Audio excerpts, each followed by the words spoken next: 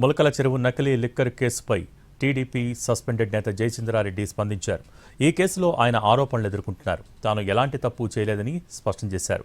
కడిగిన ముత్యంలా బయటకు వస్తానని చెప్పారు. దర్యాప్తులో నిజాలు నిగ్గు తేల్తాయని చెప్పారు. ఏ తప్పు చేయలేదు కాబట్టే ధైర్యంగా ఉన్నానని చెప్పారు. కార్యకర్తలు, అనుచరులు అధైర్యపడొద్దని అభయమిచ్చారు. త్వరలోనే మీ ముందుకు వస్తానని చెప్పారు. ఇక టీడీపీ నుంచి తన సస్పెన్షన్ విషయంలో పెద్దల నిర్ణయమే శిరోధార్యమని క్లారిటీ ఇచ్చారు. అధిష్టానం ఈ లిక్కరు, ఈ కల్తీ మద్యం దాంట్లో తెలుగుదేశం పార్టీ నాయకులైన నన్ను, కట్టా సురేంద్రరావు కూడా ఏదన్నా సంబంధం ఉందా అనే అనుమానంతో మా ఇద్దరిని పార్టీ సస్పెండ్ చేయడం జరిగింది. పెద్దల నిర్ణయమే శిరోధార్యం.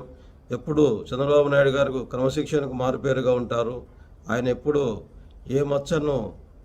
ఏ మచ్చబడినా దాన్ని తుడిచేసుకొని వచ్చే వరకు వదలరు. నేనే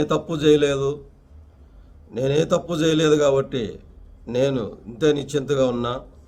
నిజాలు అతి తొందరలో మన ప్రభుత్వం ఏదైతే మన ఎక్సైజ్ డిపార్ట్మెంట్ ఉందో నిగ్గు తేలుస్తారు.